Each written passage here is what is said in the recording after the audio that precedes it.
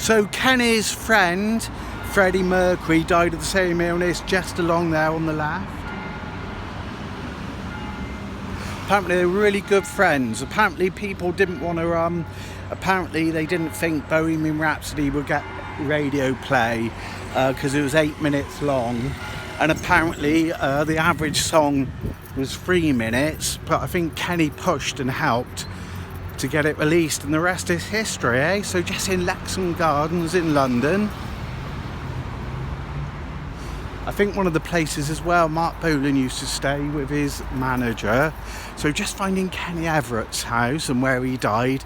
I'm reading this wonderful book, you've got to get it on eBay. Bananas Forever, Cleo Rockus. Cleo was his friend, and you would recognise or expect from the show, Kenny Everett's show. Oh, it's just brilliant. They used to come home late, get invited to all these parties with Lady Diana and everything.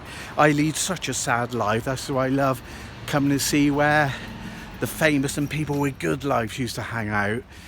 Absolutely lovely. This book, you've got to get it. Bananas Forever on eBay by Cleo Rockus. She lived nearby as well. They talk about all the old restaurants they used to visit and the great times they had. I've seen reruns lately of the Kenny Everett show, and it was a bit childish, but I liked him. And you know, when you were a kid it was fun, you know, it was like seeing reruns of the goodies. It's just not the same when you're a bit older. So somewhere along here I want to try and find 110 as well. Derek Nimmo fell down the stairs, which led to his death. But it was great reading this book, I'm telling you, man. Trying to think of some amusing anecdotes from that book. But they had the like, she was sexy, wasn't she? Oh, Bloodbath and the House of Terror, I think it's called. Google that on YouTube, or go on YouTube, try and find that film. It's crap, but it's worth a view. Here we go. So Kenny Everett, born on Christmas Day.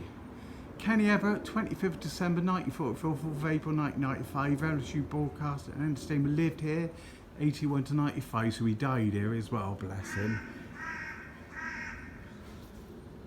Got to try and find 110 in a bit as well. Let's get a better view a second. Oh, he must have been minted to live around here, that's for sure.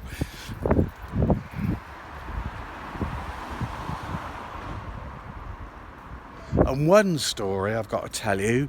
Now, a friend of mine was dying of a brain tumour, yeah? I'd fallen out of him ages before, and he kept seeing like a Grim Reaper type figure around his house, like a shadowy figure, almost like waiting for him. Now, I poo-pooed it, thought, oh yeah, as if.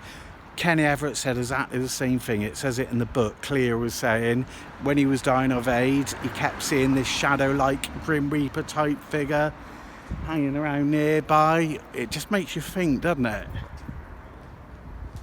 So this is Kenny Everett's house and where he died.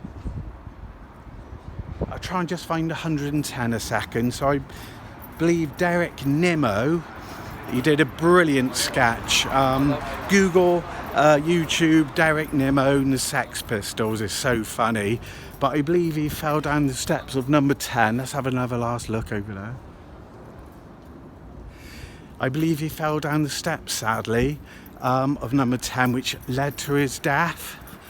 Is that 110? 114?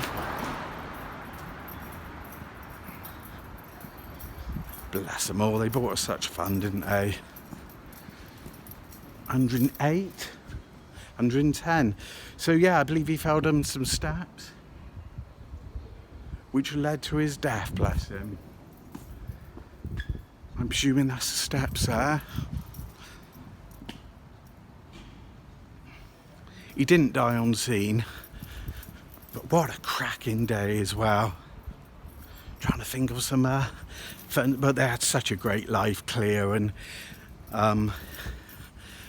Kenny, man, makes me quite envious. He used to push it home in a trolley and then hop on the trolley somewhere around here.